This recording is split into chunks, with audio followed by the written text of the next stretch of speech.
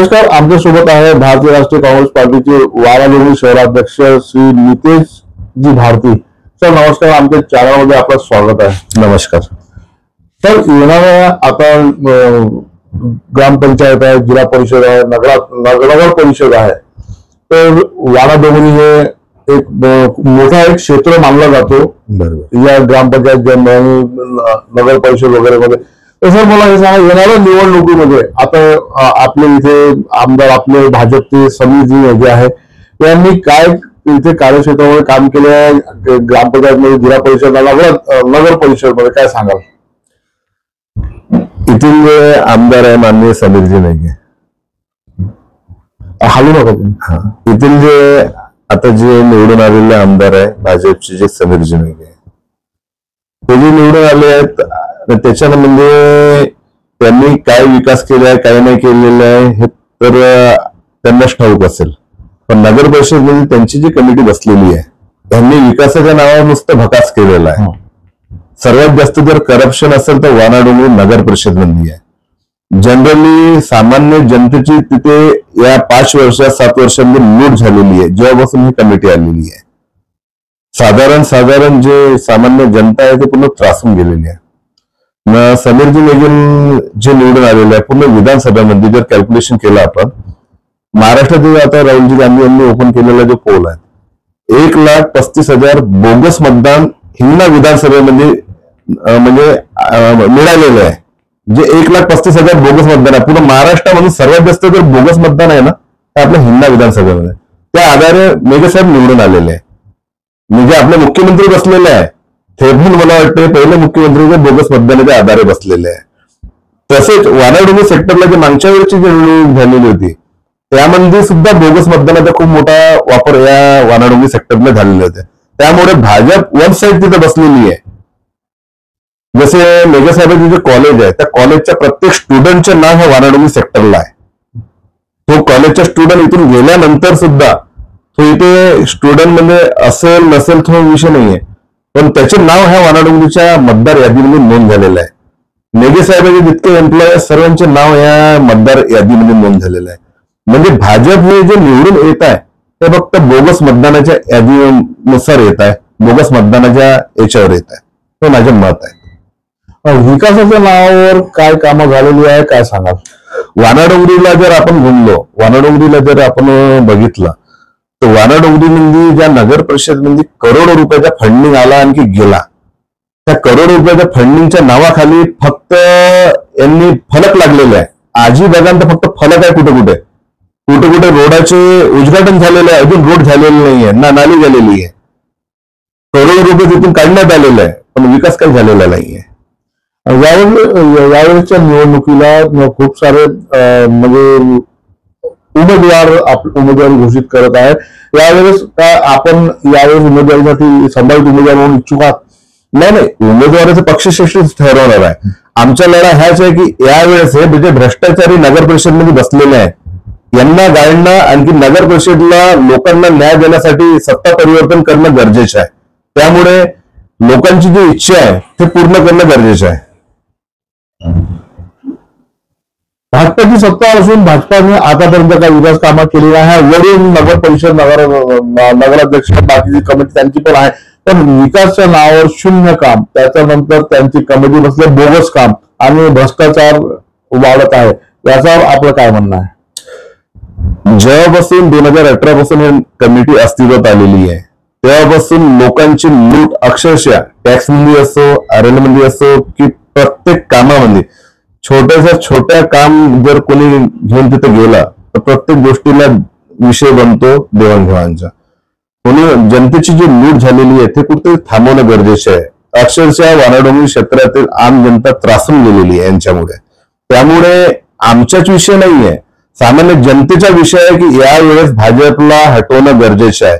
म्हणजे विषय असा आहे की येणाऱ्या नगर परिषदच्या निवडणुकीमध्ये भाजप हटाव वाडाडोंगरी बचाव असा नारा लागण्याचे चान्सेस 100% आहे. काय वाटतं आपल्याला नगर परिषद मध्ये दलाल बसल्याचं लोकांचं म्हणणं आहे, काय सांगाल? 100% वाडाडोंगरी नगर परिषद अक्षरशः नगरसेवक म्हणजे काही नगरसेवक असं दलालीचं काम करतात. इथे लोकांकडे डिमांड करतात इतके पैसे लागतात, असं काम करू तसं काम करू. नगरसेवक नाही, दलालीचे काम करत आहेत. कार्ड आणि केसरी कार्ड अशा लोकांना, अशा मध्यमवर्गीय दारिद्र्य रेषेखालील लोक आहेत, अशा लोकांना कुठे कोणती मदत मिळत नाही, इस्पितळात नाही. आयुष्यमान कार्ड फक्त नावाचं आहे. बरोबर. याच्यामुळे लोकांना खूप त्रास होता. काय सांगाल? आता इथे काय केलेलं आहे वाराणसीमध्ये, काही काही भाजपचे जे कार्यकर्ते आहेत त्यांनी आयुष्यमान घरोघरी काढून दिलेलं आहे प्रत्येक काही काही लोकांचं. त्यांना सांगण्यात आलं की तुम्हाला फ्री उपचार आहे, 5 लाखापर्यंत उपचार आहे. जेव्हा अक्षरशः लोक उपचारासाठी गेले तर त्या दवाखान्यामध्ये सांगण्यात आलं की हे आयुष्यमान कार्ड चालत नाही. फक्त एक लोकांची दिशाभूल करण्याचं काम या भाजप सरकारनं केलेलं आहे. पिवळं कार्ड झालं किंवा आपलं केशरी कार्ड झालं, या कार्डाच्या माध्यमातून सुद्धा अजूनपर्यंत कुठल्या लोकांना फायदा झालेला नाही. येणाऱ्या निवडणुकीमध्ये आपल्या काँग्रेस पक्षाकडून किती उमेदवार आपण लढवणार आहात भाजपच्या विरोधात? काय सांगाल? आता विषय असा आहे की वानडोंगरी नगर परिषद हे खूप मोठं क्षेत्र आहे.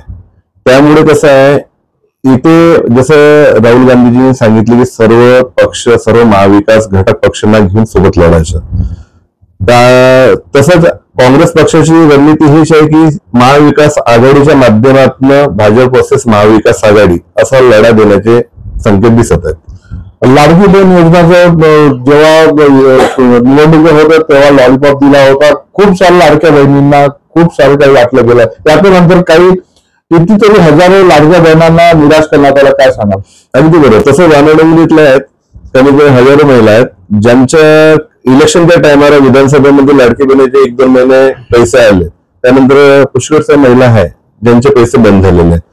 त्याच बहिणी, लाडक्या बहिणी ज्या होत्या त्या अक्षरशः सांगण्यात येत आहे त्यांच्यातर्फे की फक्त इलेक्शनच्या भूलतापामधून आमच्या दिशाभूल केलेली आहे भाजपने. विकासाच्या नावावर यांनी जे निवडणुकीमध्ये वोट घेतले, आतापर्यंत वाणाडोंगरीमध्ये कोणकोणते विकास कामे बाकी आहे असं आपल्याला वाटतं? इलेक्शन म्हणजे पहिला यांचा मुद्दा होता की लोकांना रोज पाणी मिळेल. आज जवळजवळ 7 वर्ष झालेलं आहे, कमिटी सुद्धा बरखास्त झालेली 5 वर्षानंतर. अजूनपर्यंत पाण्याचा कुठलाच विषय नाहीये. त्यानंतर गावामध्ये नुसते गड्डे खोदून ठेवलेले आहे पाण्यासाठी. पाणी येणाऱ्या बाहेरून तलावावरनं, त्या तलावापासून ते हिंगण्यापर्यंत कुठली पाईपलाईन टाकण्यात आलेली नाहीये.